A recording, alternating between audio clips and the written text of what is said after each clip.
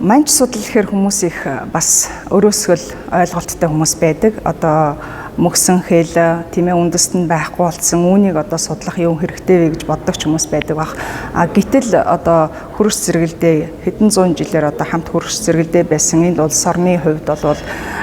Монгол судлалын нэгэн хэсэг нь бол зайлшгүй одоо манж судлал байдаг. За манж судлал манж хэлээр байгаа их баримтууд бол Монголын түүх хийгээд хэл соёлтой хамаатах маш их ариун их хэрэглэгдэхүүн энэ хэл бичгээр байгаа учраас манж судлалыг болвол цаашид улам одоо хөгжүүлж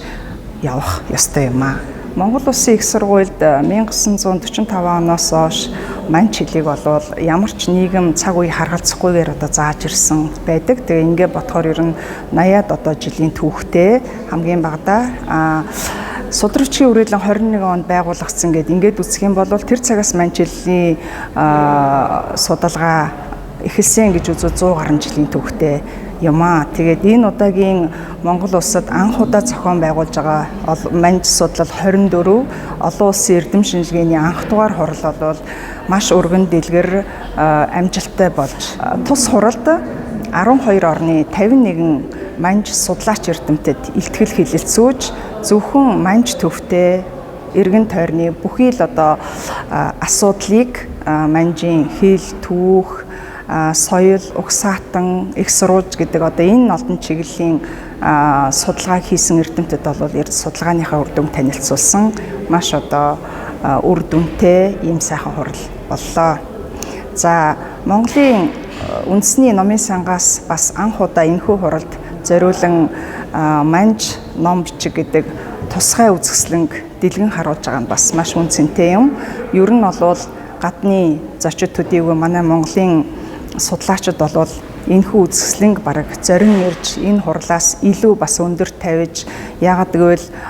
дэлхийд бас манж их сурвалж номыг хадгалж байгаа энэ одоо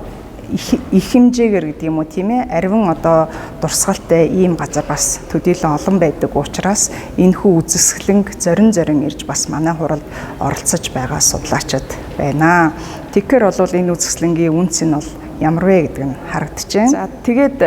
зарим бас одоо гадны судлаачдын үнэлснээр бол ийм цөөхөн хүн амтай тэгээ бас ийм цөөхөн судлаачтай ийм их ариун одоо судалгааны бүтээл дэлгэн тавьсныг гайхаж байна гэж одоо хэлсэн гадны судлаач хүн хүртэл байлаа. Тэгэхээр ер нь Монголын манж судлал гэдэг бол дэлхийн манж судлалын бас томоохон төвүүдийн нэг болж өнөө хүртэл судалгаа шинжилгээний эргэлтэд манжийн одоо судар номыг нэлээд одоо хэмжээгээр судалгааны эргэлтэд оруулж за тэр хэмжээгээр бас маш олон сан хүмүүргийг хадгалж байгаа ийм онцгой улс гэдгийг бол дэлхийн нийт бас нэг удаа харж ойлгож байгаа юм шиг байна. Ингээд цаашид бол үндэсний номын сан хийгээд архивын газар хадгалагдж байгаа энэ сайхан сан хүмүүргөө бол дэлгэж илүү олон одоо судлагдаагүй шин судалгааны бүтээлүүдийг болвол ялангуяа одоо манж ном судрыг бол судалгааны эргэлтэд оруулах нь зүйтэй юм а гэдэг нь бол харагдаж байна.